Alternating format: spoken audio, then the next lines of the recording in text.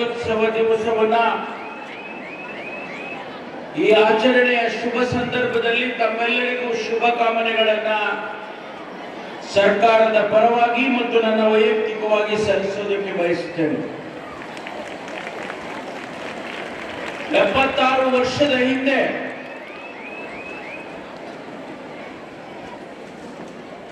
ಸಾವಿರದ 1950ರಲ್ಲಿ ಈ ದೇಶಕ್ಕೆ ಸಂವಿಧಾನವನ್ನ ನಾವು ಒಪ್ಪಿಕೊಂಡಿದ್ದೇವೆ. ಬಾಬಾ ಸಾಹೇಬ್ ಅಂಬೇಡ್ಕರ್ ಅವರು ರಚನೆ ಮಾಡಿದಂತಹ ಈ ಸಂವಿಧಾನ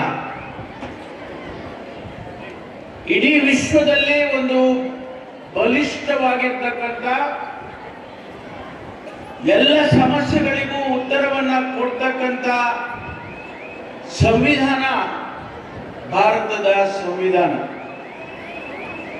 ಈ ಸಂವಿಧಾನವನ್ನು ರಚನೆ ಮಾಡಿದಂತ ಬಾಬಾ ಸಾಹೇಬ್ ಅಂಬೇಡ್ಕರ್ ಅವರು ಮತ್ತು ಅವರ ಜೊತೆಯಲ್ಲಿದ್ದಂತ 7 ಜನ ಎಲ್ಲ ಗೌರವಾನ್ವಿತ ಸದಸ್ಯರಿಗೆ ಈ ಸಂದರ್ಭದಲ್ಲಿ ನನ್ನ ನಮನಗಳನ್ನು ಸಲ್ಲಿಸೋದಕ್ಕೆ ಬಯಸುತ್ತೇನೆ.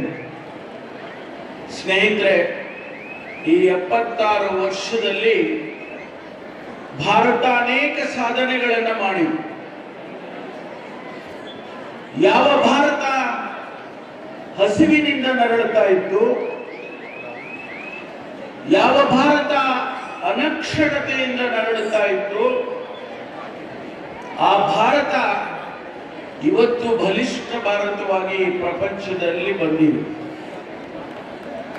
ಇಡೀ ವಿಶ್ವದಲ್ಲೇ 4ನೇ ಬಲಿಷ್ಠ ಆರ್ಥಿಕತೆ ಭಾರತ ಅಂತ ಹೇಳಿದ್ರೆ ಬಹುಶಃ ಯಾರು ನಂಬಲಿಕ್ಕೆ ಸಾಧ್ಯ ಇಲ್ಲ.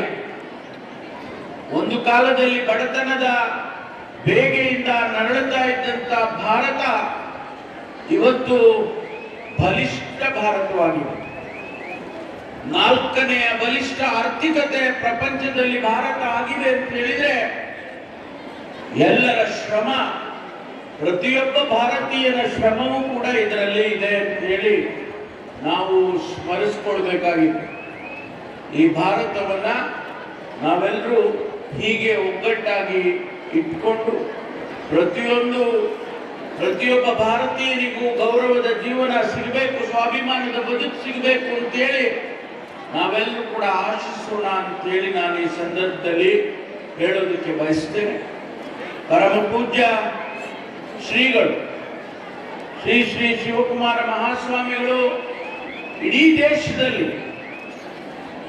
ದೇಶದಲ್ಲಿ ಯಾವುದೇ ಒಂದು ಸಂಸ್ಥೆ, ಒಂದು ಧಾರ್ಮಿಕ ಸಂಸ್ಥೆ ಇಷ್ಟೊಂದು ಜನ ಮಕ್ಕಳಿಗೆ, ಲಕ್ಷಾಂತರ ಕೋಟ್ಯಾಂತರ ಮಕ್ಕಳಿಗೆ ಕಳೆದ 100 ವರ್ಷದಿಂದ ಶಿಕ್ಷಣವನ್ನು ಕೊಟ್ಟಿದೆ, ಅನ್ನದಾಸೋಹವನ್ನು ಮಾಡಿದೆ ಅಂತ ಹೇಳಿದ್ರೆ ಬಹುಶಃ ಅದು ಇಡೀ ವಿಶ್ವದಲ್ಲೇ ಒಂದು ವಿಸ್ಮಯ ಅಂತ ಹೇಳಿ ನಾನು ಅನ್ತೇನೆ. ಇಡೀ ವಿಶ್ವದಲ್ಲೇ ಬಹುಶಃ ಇಂಥದ್ದೊಂದು ಸಂಸ್ಥೆ ಇರಲಿಕ್ಕೆ ಸಾಧ್ಯ ಇಲ್ಲ.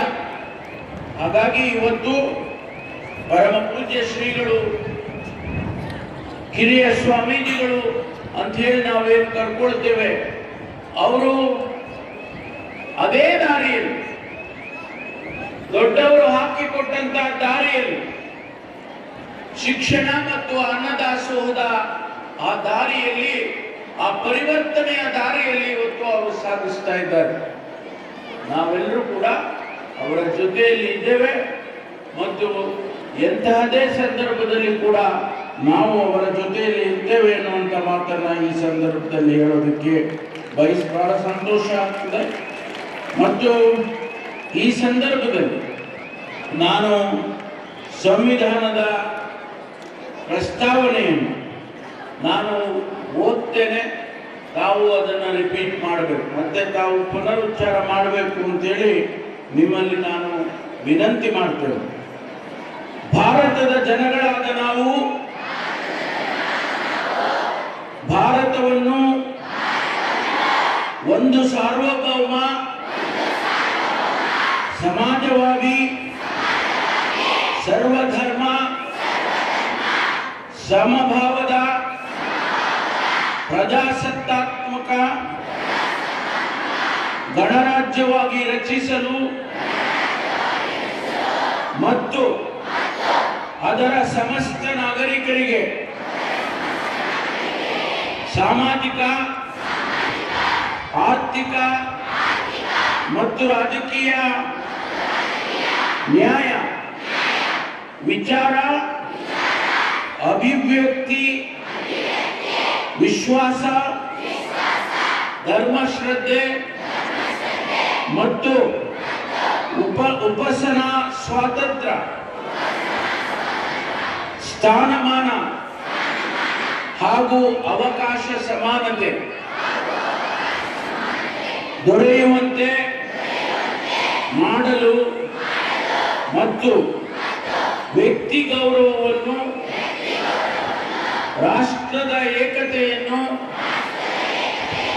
ಹಾಗೂ ಅಖಂಡತೆಯನ್ನು ಸುನಿಶ್ಚಿತಗೊಳಿಸಿ ಅವರಲ್ಲಿ ಭ್ರಾತೃಭಾವನೆಯನ್ನು